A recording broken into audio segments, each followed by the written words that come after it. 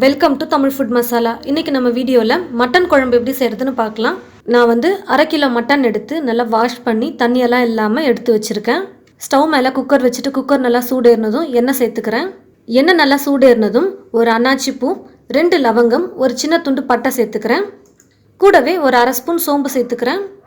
3 பெரிய வெங்காயம் எடுத்து நல்லா மெல்லிசாக நீளமாக கட் பண்ணி வச்சுருக்கேன். இப்போது இதையும் சேர்த்து நல்லா வதக்கிக்க போகிறேன். கூடவே கொஞ்சம் கருவேப்பிலையும் போட்டுக்கிறேன்.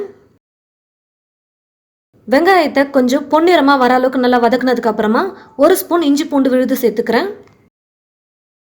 இஞ்சி பூண்டு பேஸ்ட் போட்டு 1 நிமிஷம் நல்லா வதக்குனதுக்கு அப்புறமா 2 தக்காளி எடுத்து கட் பண்ணி வச்சுருக்கேன். அதையும் சேர்த்து வதக்கிக்க போகிறேன். வெங்காய தக்காளியை நல்லா வதக்குனதுக்கு அப்புறமா கொஞ்சமாக மஞ்சத்தூள் சேர்த்துக்கிறேன். 2 ஸ்பூன் மல்லித்தூள் சேர்த்துக்கிறேன். 2 ஸ்பூன் வெறும் மிளகாய் தூள் சேர்த்துக்கிறேன். 1 ஸ்பூன் கரம் மசாலா, உப்பு தேவையான அளவுக்கு போட்டு இது எல்லாத்தையும் ஒரு 2 நிமிஷம் நான் வதக்கிக்கிறேன். நல்லா வதக்கினதுக்கு அப்புறமா எடுத்து வச்சிருக்கிற 1/2 கிலோ மட்டனை வந்து நான் சேர்த்துக்கிறேன்.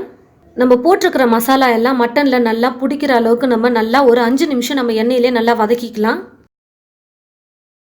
5 நிமிஷம் நல்லா வதக்கினதுக்கு அப்புறமா தயிர் ஒரு 3 ஸ்பூன் சேர்த்துக்கிறேன். தயிர் சேர்த்ததும் 1 நிமிஷம் நல்லா நான் மிக்ஸ் பண்ணிக்கிறேன். பாருங்கள், நான் நல்லா மிக்ஸ் பண்ணிட்டேன். இப்போ வந்து தேவையான அளவுக்கு நான் தண்ணி சேர்த்துக்கிறேன். நான் குக்கர்லேயே வேக வைக்க போகிறதுனால தண்ணி வந்து கரெக்டாக பார்த்து வைக்கிறேன். தண்ணி வந்து இழுக்காது, அப்படியே தான் இருக்கும் குக்கரில் வச்சோம்னா. அதனால் அளவாக நான் வச்சுக்கிறேன் தண்ணியை. மட்டன் குழம்பு வந்து நான் ரொம்ப தண்ணியாக வைக்க போகிறதில்ல. குக்கர் மூடி போட்டு மூடிடுறேன். இந்த குக்கரில் 6 விசில் வந்தால் தான் மட்டன் நல்லா வெந்து வரும். அதனால் நான் இப்போ 6 விசில் விட்டு எடுத்துக்க போகிறேன். பாருங்கள், 6 விசில் வந்து விசில் வெயிட் குறைஞ்சிது. இப்போ குக்கர் மூடி ஓப்பன் பண்ணிடுறேன். இப்போ வந்து நான் ஸ்டவ்வை பற்ற வச்சு ஸ்டவ் மேலே இப்போ நான் குக்கர் வச்சுக்கிறேன்.